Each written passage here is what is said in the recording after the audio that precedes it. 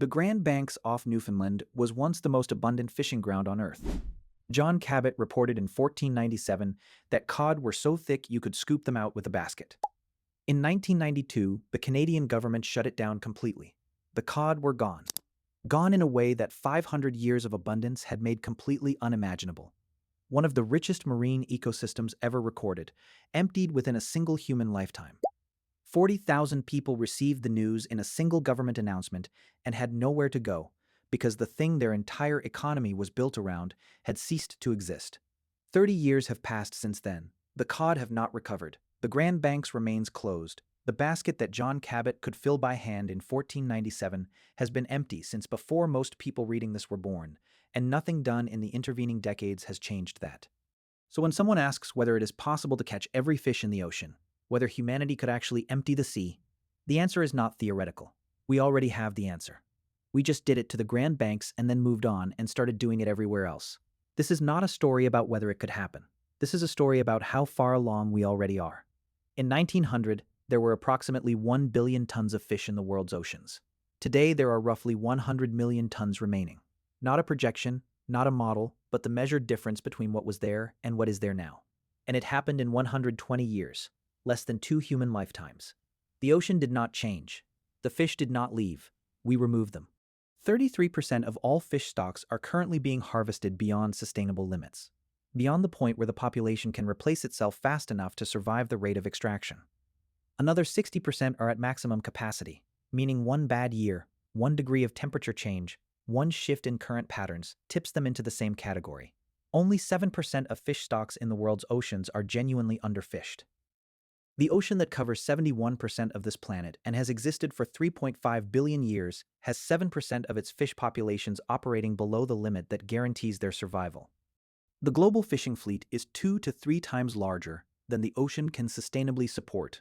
Not marginally over capacity, not pushing against some theoretical ceiling, but operating at between double and triple the size the remaining fish population can withstand. A modern factory trawler operates nets large enough to swallow 13 jumbo jets simultaneously.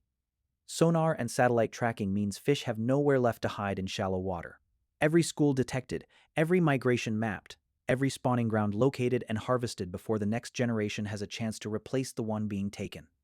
40% of everything caught is thrown back dead.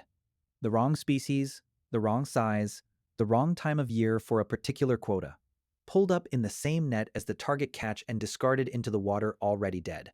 For every 10 fish that enter a net, 4 are thrown away. 1 trillion fish are caught and killed every year.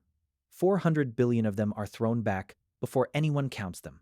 Bottom trawling drags weighted nets across the seafloor, flattening everything in their path.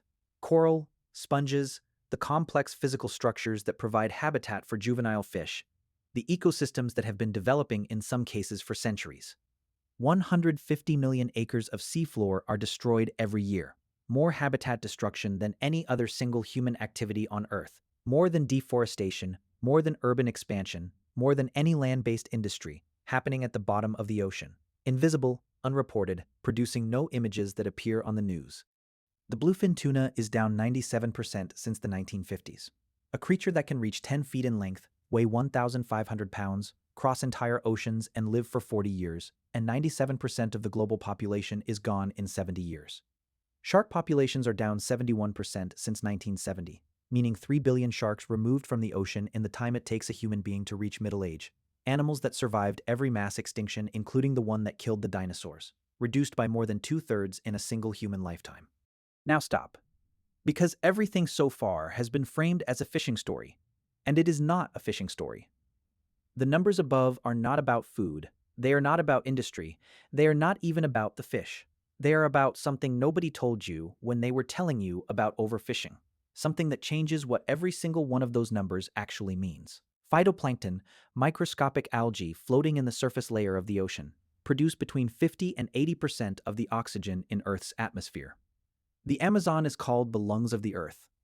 The ocean produces between 2 and 3 times more oxygen than the Amazon does, and the mechanism that keeps it functioning depends on fish in a way that most people have never been told. Fish eat, fish excrete, fish die and decompose, and at every stage of that cycle, nutrients are released into the water that phytoplankton need to survive.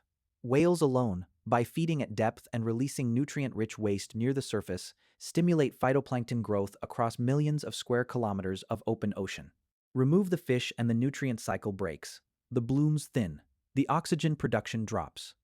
Phytoplankton also absorb 37 billion tons of carbon dioxide every year, more than all the world's forests combined, and the ocean absorbs 25% of all the CO2 humans produce annually, with a functioning fish population as part of the biological machinery making that absorption possible.